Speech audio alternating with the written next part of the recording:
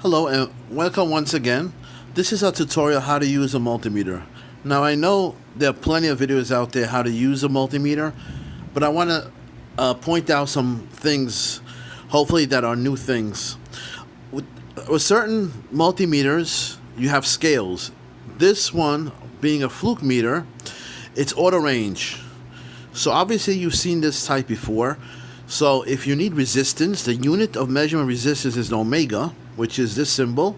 We put a resistance. If we need obviously DC, you see this flat one? That's DC. If we need AC, it's this one. How do we come to these things? Now, first of all, you've seen before that it says if you want to measure DC volts, you put it on this scale. Simple. However, we have to do something basic. Before you use any type of multimeter, whether it be auto range, whether it be the one that you have to put on the right scale, you always have to do one thing to make sure the leads work. These leads break over time, internally. Therefore, the proper thing to do is always to go, put this, before you can measure voltage, you put it on unit of resistance, which I have. This omega symbol is resistance. We have to make sure there's no break within these two wires. So we still always put it in, you see over here, in the jack, volts, ohms, and then there's another called diode function. The only one that stays, the lead that always stays in its place, is the black one, the common one.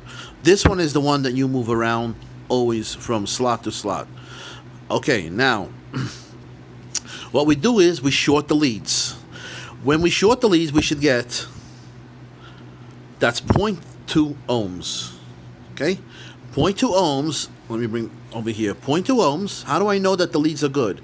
You see that the number is not fluctuating a lot, number one. Number two, it should be less than 1 ohm. As you can see over here, there's the ohm symbol, and 0.2 ohms is a great reading. So that means between these two leads together, these two leads have a resistance of 0.2 ohms, which is very acceptable. What's not acceptable? Let's say when I short these leads together, and the numbers are fluctuating. You see how they're fluctuating up and down? That means the leads are broken internal. Change the probes. So the first thing is, before I measure voltage, any voltage, AC or DC, put it on this ohms. Make sure you get a good reading, a 0.2. Less than 1 ohm is surely acceptable. If it's 1 ohm, it's too high. Disregard the probes. Okay? That's why do we have to do this? If you're going to go measure voltages in automotive or anything, if the leads are not making contact or if it's broken internally, you're not going to measure the voltages properly. You're going to spend time chasing voltages and thinking maybe it's a ground problem or whatever. It's not. It's the leads. That's why you start off basics with multimeters. Make sure the tool works before you use it. That's that. Now, we said about DC. This is DC. Very quick tutorial. Very quick. What's the difference of DC and AC? Very quickly. You've heard it probably numerous of times. But I think the function is, we put it on this function as I showed you, the straight line. Now, we have always polarity. Polarity matters with DC. So if something is positive, I have to make sure I have the positive lead, the red one. If something is negative, I want to make sure I have the negative lead. We'll see it. This is a lamp. There are many symbols for a lamp. So in this, we have current flowing in one direction. Whether you have conventional current or electron flow, it doesn't make a difference. Current flowing from here to here continuously. Right? So current is flowing in the same path. Let's change that to the AC that we're going to measure. AC measure, it changes polarity. So we're going plus minus, we're changing the polarity. We're going this way, and then the current is flowing this way. This way, this way. The shape that we get over time is something called the sine wave. And this is the symbol that you see for AC volts. Meaning, sometimes it's positive, sometimes it's negative. How many times it does it is called the frequency. We have 120 volts, but it's called RMS. That means if I want to have the same heating effect as 120 volts AC RMS, I use 120 volts DC. Now, not to get too technical, its frequency is set at 60 hertz. This is by the electrical companies. So again, what's the difference? DC, one way. AC, this way, this way, this way. How many? 60 hertz. That means 120 times a second, this will change polarity and change direction. This way, this way, this way, this way, this way, this way. Again, for DC, we have a flat voltage, 12 volts. If this was time, 1 second, 2 seconds, 3 seconds, 4 seconds, it would always be 12 volts. That's why you get the symbol, the flat. That means it doesn't change. That's how you know this is DC. This one changes over time. Depending where you measure it, it'll be different. But what we have is, it's called a sine wave, and this is what we use. Okay? Now, if I want to measure the outlet, what am I going to measure? I'm going to measure, there's a hot, there's a neutral, which is the return path, and there's a ground, there's protection. Now, we said polarity matters with this one. You have to have positive and negative to a battery or a power supply. With AC, the polarity doesn't matter. If I put this here, or I put the black here, or the red here, or vice versa, doesn't matter. I'll still measure 120 volts, and we'll see it done. This is at the demonstration. Okay? I hope this cleared things up. A quick tutorial, so we know at least what we're doing. Now, let's get done with this. Hopefully show you something you haven't seen. Now, what range do we go to? We're going to measure AC. Which one do we go to? We just said the sine wave represents a varying voltage, so we go to this one. Okay? Now, the numbers will fluctuate, but see, this automatically tells you AC and in millivolts. What's it catching now? It's millivolts. We're going to go now, I'm going to put it to the outlet, and I'm going to show you something. Okay? I stick it in there. How much voltage is that? How much voltage is that? Sorry. That's 122 volts AC. Where do I put the probes? The probes still stay. Volts stay here. Whether it's AC volts, whether it's DC volts, this one stays here. And the common stays here to measure AC volts. Always remember, this one always stays. This goes back and forth. For AC volts and DC volts. I measure 122 volts over here. That's RMS. Fine, we know that's correct. There's one more thing you have to measure at the outlet that people don't know about. That's the frequency. This meter that you see measures frequency.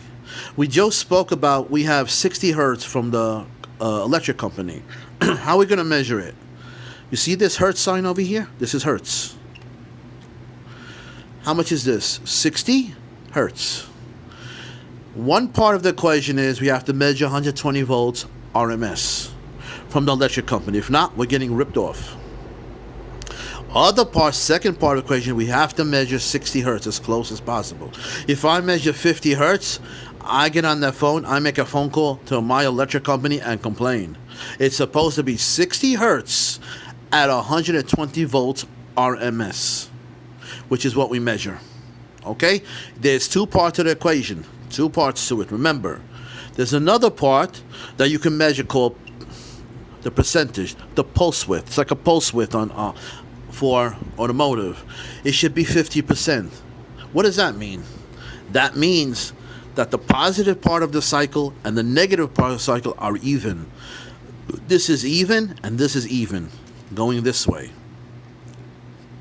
So 50% is like a percentage of how much each one is conducting on and off, like pulse width.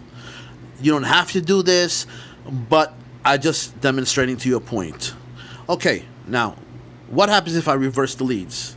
Okay, you see, as you can see, I put positive and negative. What happens if I flip them? Okay, let's try to flip them. I'm a little new with this tripod, so just give me some time. I'm going to flip them. We said polarity doesn't matter. Okay? Now let's take it off here. Same thing, see? See? I flip the leads. It doesn't matter if I put the hot and neutral, positive and negative. If I put black lead here, red lead here, it doesn't matter. You're supposed to get 120 volts as close as possible, RMS, to that, as possible. Okay? Well, that's the point that I'm trying to make. It doesn't matter how you put it in, as long as you get 120 volts. Fine. Let's take this out. At 60 hertz, see? As close as possible to 60 hertz. Very important to get 60 hertz. Very important. Let's take it out. Let's show a point now. Okay? We took it out. Let's go here. Let's go here. Now, received an email from someone who said, I think I have a problem with my meter. I want to put on AC, it's on AC. The digits keeps on fluctuating. I don't get a steady reading with it not connected. See, these are not connected. Why am I getting all these numbers fluctuating on AC when I don't have it connected to anything, right? Well, these, believe it or not, the probes act as an antenna. So the signals in the air or around you are going to be picked up by these probes, which are acting like an antenna, and you're going to see that display. Now let's do something, okay? I just told you something. I'm going to put the light on. There's a light here, okay? The light is on. Here's the light. Now, see it fluctuating, right? Let's put on hertz. What is that coming from? See, I told you 60 hertz. That's coming from the light bulb that I just put on. So these are being an antenna, like I just told you, acting like an antenna, and this bulb radiates 60 hertz off of it. So if you have an appliance that has 60 hertz, let's say electric shaving machine or something like that, which is 60 hertz because you plug it into the outlet, this will pick up all the noise around it. This is what it's picking up. It's picking up the noise from the bulb that's radiating at 60 hertz. Now, let me turn off the thing because otherwise it's hard to see. What do? Zero it and make sure that you have 0 volts AC. So two things to remember. One thing, first, what do?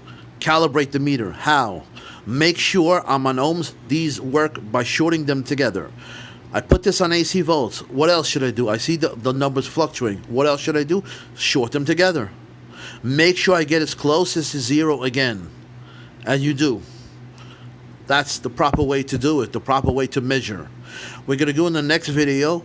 We're going to continue with the concept. We're going to do DC voltage. But before that, I want to show you something.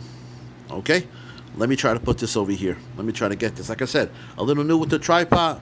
Takes practice. But anyway, okay. We just said we put this in here. In this one.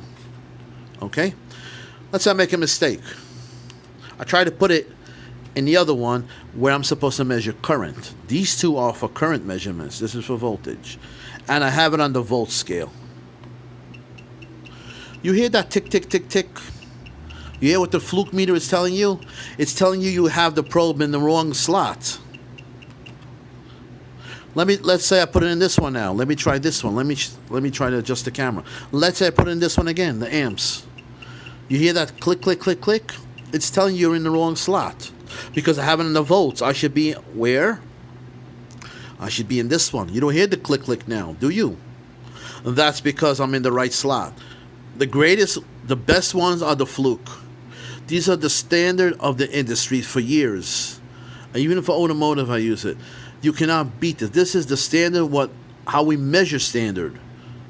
Even if you make a mistake, and we all make mistakes, right? Put this in the wrong one, it'll tell you, it won't let you. Until you put in the right slot. Okay? Next video is going to be about DC volts. I hope you stay tuned to the next one. And it'll be hopefully informative. Thanks for watching this one.